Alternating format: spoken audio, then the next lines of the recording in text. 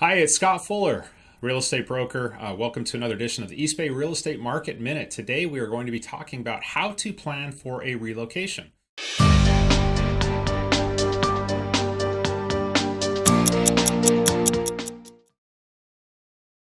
Perhaps you have a relocation coming up soon. Perhaps it's something you're considering the next 5 years or so. Now, there's a couple of different types of ways that people typically relocate.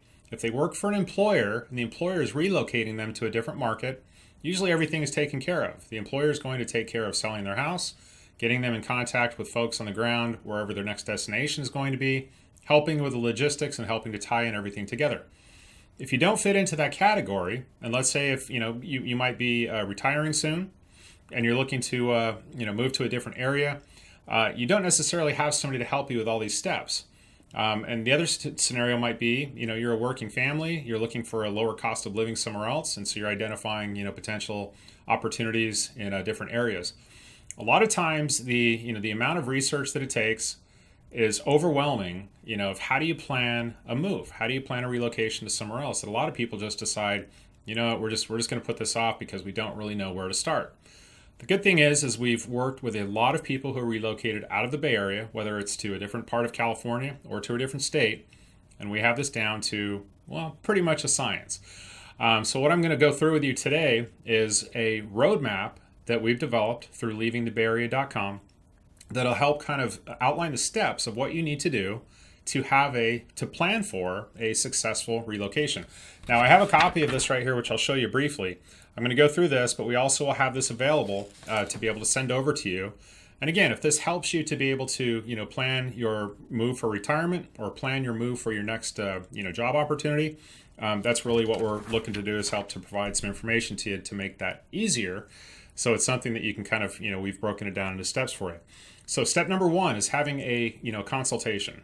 Really is trying to understand, if you don't know where you're looking to go to, getting some information, which of course we can help you with, helping you to decide, where do you want to go, what's important to you in a quality of life, what's important to you in an area, what kind of activities do you like, what type of climate are you looking for. So it's really having that initial discussion to try to determine where you're looking to go to. Now, you might already know where you're looking to go to, so you're already past this step. The next piece is to research research information on your destination location. So that's going online, finding as much information as you can, and also, having conversations with us to help us provide you with some information and some insight on some different areas or a specific area that you are interested in. Step number 3 is determining the equity position in your home. You want to find out, once you sell your home, how much are you going to make from it? Because obviously that'll have a big impact on what you're able to purchase and how far that will go in the market that you're looking to relocate to. Step number 4 is to have a consultation with somebody in that area. And we have partners in pretty much every city that you can talk with and kind of get an idea of what it's like there. Let them know what you're looking for and kind of the price point that you're hoping for, and seeing if that's going to be realistic, if that's a reality, if that's going to give you the quality of life that you're looking for. So it's an initial phone consultation with somebody in that area to determine, the viability of that location for you.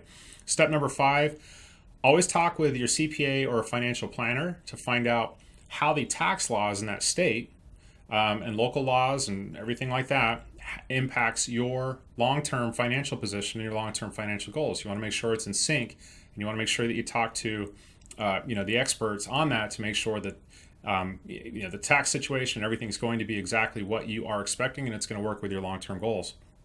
Step number 6, get your feet on the ground in the area that you're interested in. Take a trip out there. Our partners will be happy to help you to look around, to see what you're interested in, show you some of the different areas, show you some of the different homes, get you acclimated with things that are important to you.